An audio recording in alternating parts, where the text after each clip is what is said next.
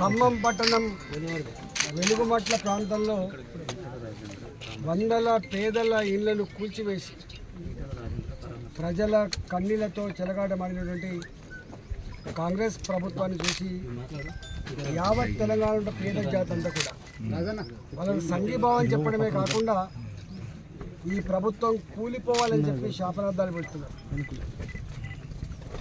ఈ ప్రభుత్వం వచ్చినప్పటి నుంచి కూడా ఆనాడు కేసీఆర్ ప్రభుత్వాన్ని గద్దెదించాలని, ఆనాటి అహంకారపు ప్రభుత్వాన్ని గద్దెదించాలని శపథం చేసి ఇవాళ కాంగ్రెస్ పార్టీని పట్టం కడితే అందులో ప్రధాన పాత్ర పోషించిన జిల్లా ఖమ్మం జిల్లా. ఇక్కడ 10 సీట్లుంటే, ఖమ్మం జిల్లాలో 10 సీట్లుంటే సిపిఐ 1 సీటుతో కలుపుకొని 9 సీట్లు గెలుచుకున్నటువంటి జిల్లా. ఈ జిల్లా నుంచి వెళ్ళి ఒక డిప్యూటీ ముఖ్యమంత్రి గారు ఉంటారు, ఒక రెవెన్యూ మంత్రి గారు ఉంటారు, ఒక వ్యవసాయ శాఖ మంత్రి గారు ఉంటారు. అంటే సీనియర్ మోస్ట్ నాయకులు ఉన్నటువంటి అతి కీలకమైన మంత్రిత్వ శాఖలు కూడా ఖమ్మం ప్రజలంతా కూడా సంబరపడరు కావచ్చు. మాకు 3 మంత్రిత్వ శాఖలు వచ్చినాయి, ఈ జిల్లా సుభిక్షంగా సురక్షితంగా పేదలకు న్యాయం జరుగుతుందని చెప్పి ఆశపడ్డారు. కానీ 2 ఏళ్లకే కాంగ్రెస్ ప్రభుత్వం యొక్క అసలు నైజం ఇవాళ వెలుగుమట్ల ప్రాంతంలో కూల్చివేసిన గుడిసెలు, కూల్చివేసిన ఇళ్లతో ఇవాళ అర్థమైపోయింది. నేను ఒకటే రేవంత్ రెడ్డి గారి ప్రభుత్వాన్ని అడుగుతా ఉన్నా, మీరు వచ్చినప్పటి నుంచి కూడా చూస్తున్నాం, ఒక హైడ్రా తెచ్చి హైదరాబాద్ నగరంలో వేలాది మంది పేదల ఇల్లు కూల్చే ప్రయత్నం చేసింది. ఒక మూసి ప్రక్షాళన పేరిట పేదల ఇళ్లను కూల్చే ప్రయత్నం చేసిండు. ఇవాళ ఖమ్మంలో కూడా అదే ప్రయత్నం చేసిండు.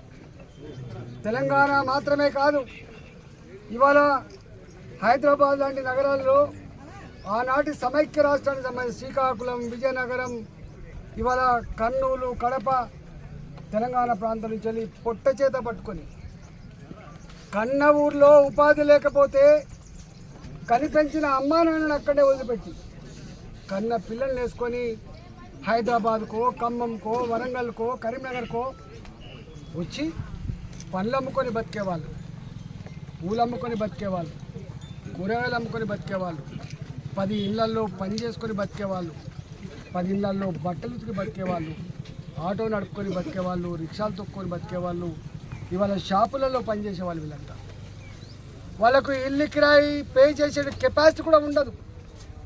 వాళ్ళకు నగరంలో ఎక్కడైనా ప్రైవేటు భూములలో గుడిసెలు వేసుకుందామంటే ఉండనివ్వరు. కాబట్టి విసిరేసినట్టుగా ఊరికి బయట జనసంచారం లేని దగ్గర, కరెంటు లేని దగ్గర, మంచినీళ్ళు లేని దగ్గర పాములు కరుస్తాయి, తేలు కరుస్తాయి అని తెలిసినప్పటికి కూడా, వాళ్ళ ప్రాణాల ముప్పు ఉన్నప్పటికి కూడా విసిరేసినట్టుగా గుడిసెలు వేసుకుంటారు వాళ్ళు. పాపం గుడిసెలు వేసుకొని ఇక్కడి నుంచి పని చేసుకుంటారు వాళ్ళు. అట్లనే గుడిసెలు వేసుకున్న జనం వీళ్ళు కొత్తగూడెం నుంచి వచ్చిండ్రా, వీళ్ళు భూపాలపల్లి నుంచి వచ్చిండ్రా, వీళ్ళు ఆంధ్ర ప్రాంతం నుంచి వచ్చిండ్రా, వీళ్ళు నల్లగొండ జిల్లా నుంచి వచ్చిండ్రా. కానీ వీళ్ళందరూ కూడా పేదలు మాత్రమే. వీళ్ళందరూ రెక్క ఆడితే కానీ డొక్కనిడని వాళ్ళు. చిన్న పిల్లల్ని ఇళ్లలో వదిలిపెట్టి వాళ్ళ ప్రాణాలకు ముప్పున్నప్పటికి కూడా పని చేసుకోకపోతే, భార్యాభర్తలు పని చేసుకోకపోతే నడవదు. కాబట్టి అట్లా పని చేసుకున్నాడు వాళ్ళు. భూదాన్ ఒకనాడు ఈ రాష్ట్రంలో వినోబా భావే ఆ మహానుభావుడు పేదవాళ్లకు నిలవ ఉండాలని, పేదవాళ్ళకి భూమి ఉండాలి, ఇల్లు ఒక సెంటిమెంటు, భూమి ఒక సెంటిమెంట్ అని చెప్పి భావించి ఆనాడు వినోబా భావేకి ఆనాటి భూమి కలిగిన వాళ్ళు, మానవత్వం ఉన్నవాళ్ళు వేల ఎకరాలను ఆనాడు దానం చేశారు. అలాంటి దానం చేసిన భూములలో వెలుగుమట్ల కూడా ఒకటి. ఇక్కడ సర్వే నంబర్ 147, 148, 149 ఈ 3 సర్వే నంబర్లలో 62 ఎకరాల 7 గుంటల భూమి, 62 ఎకరాల 7 గుంటల భూమి. ఇది 2014లో గుడిసెలేసుకున్న నాటికి, ఇక్కడ పేద ప్రజలు అడ్డా పెట్టే నాటికి దీన్ని ఎవడు దేకటోడు కాదు. ఇవాళ అలాంటి భూములలో 2014 నుంచి వెళ్ళి 19 వరకు గుడిసెలు వేసుకొని రేకుల షెడ్లు వేసుకొని జీవిస్తున్న ప్రజలకు ఆనాటి ప్రభుత్వం కూడా, కేసీఆర్ ప్రభుత్వం కూడా ఈ భూమి మీద కన్నేసి కూల్చే ప్రయత్నం చేసింది. కానీ ఆనాడు శాసనం చేయలేకపోయింది ఆ ప్రభుత్వం. ప్రజల తిరుగుబాటుకు, ప్రజల యొక్క ఐక్యత ముందు ఆనాడు అది కూల్చివేయడం సాధ్యం కాలేకపోయింది.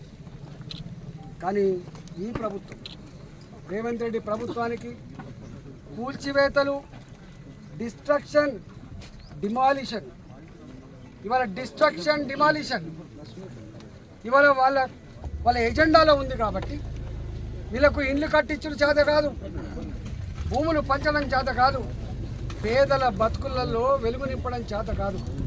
కానీ ఈ ప్రభుత్వానికి ఆ పేదలు ఇంటున్న ఇళ్లను కూలగొట్టడం చేతనవుతుంది. పేదలు దున్నుకుంటున్న అసైన్మెంట్ భూములను గుంజుకోవడం చేతనవుతుంది తప్ప పేదలకు న్యాయం చేసే చేత కాదు. ఇవాళ వీళ్ళు పాపం అనేక సార్లు కోర్టు మెట్టెక్కింది. అయ్యా మేము మనుషులం, మేము పేదవాళ్ళమే కావచ్చు కాక, కానీ మేము మనుషులం.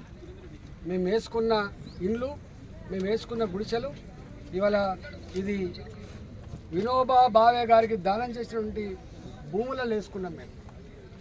మేము వేసుకున్న భూములలో మాకు కరెంట్ ఇస్తలేరు, మాకు నీళ్ళు ఇస్తలేరు, మాకు కనీస సౌకర్యం లేవంటే ఆనాడు 2019లోనే చెల్లా కోదండరామ్ గారు పాపం ఆ జడ్జి గారు వాళ్ళకు నీళ్ళు ఇవ్వండి, వాళ్ళకు కరెంట్ ఇవ్వండి అని చెప్పి వారు కోరింది. కానీ కరెంట్ ఇవ్వలేదు దుర్మార్గులు, నీళ్ళు ఇవ్వలేదు దుర్మార్గ ప్రభుత్వాలు. అయినా జనరేటర్లు పెట్టుకొని వాళ్ళు జీవిస్తున్నారు. అసలు మీరు మనుషుల, పశువుల, పాలకులు అనే వాళ్ళు ఎవరి కోసం ఉండాలి? మీ ఆలోచన ఎవరి వైపు ఉండాలి?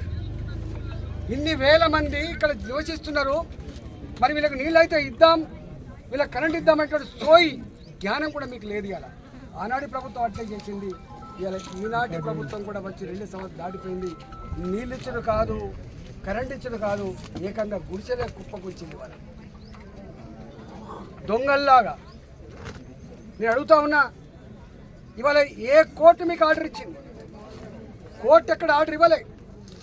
వీళ్ళే కోర్టు మెట్లెక్కి మాకు పట్టాలు ఇవ్వండి, మాకు ఆనాడు 2014లోనే మాకు వాళ్ళు పట్టాలు ఇచ్చిండ్రు, మాకు వీటిని అథెంటిక్గా చేయండి, మా మీద కనికరించమని చెప్పి కోర్టు మెట్లెక్కితే కోర్టు ఏమన్నదంటే చూడమని చెప్పి వాళ్ళు ఎంక్వైరీ చేయండి, వాళ్ళ డిమాండ్లు పరిశీలన చేయండి, ఒక వ్యూ తీసుకోమని చెప్తే ఇవాళ సిసిఎల్ఏ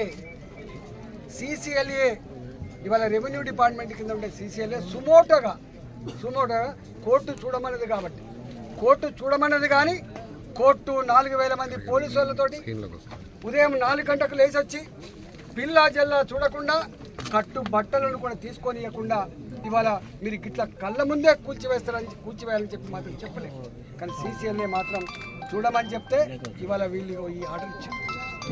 ఇవాళ నేను అడుగుతా ఉన్నా, ఈ దుర్మార్గ ప్రభుత్వం మీకు దమ్ముంటే నేను సవాల్ చేస్తా ఉన్నా, ఎన్ని భూములు అయితే ఇవాళ అసైన్మెంట్ భూములు ఉన్నాయో, ఎన్ని లక్షల ఎకరాలు అయితే ఇవాళ ఇనాం భూములు ఉన్నాయో, ఎన్ని లక్షల ఎకరాలు అయితే భూదాన్ భూములు ఉన్నాయో, ఇలా ఎవరి చేతిలో ఉన్నాయి?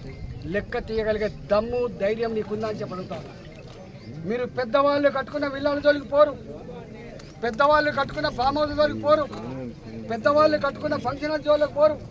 మీకు కనపడేదల్లా పేదవాళ్ళు కట్టుకునేటువంటి 60 గజాల 100 గజాల ఇళ్ళ జోలికి మాత్రం పోయే దమ్మును తప్పుకుంటే నేను అడుగుతా ఉన్నా ముఖ్యమంత్రి గారిని, ఇక్కడ వెలుగు మట్టలో ఉండేటువంటి ఆటో నడుపుకునే వాళ్ళు, ఇళ్లలో పని చేసుకునే వాళ్ళ మీద 4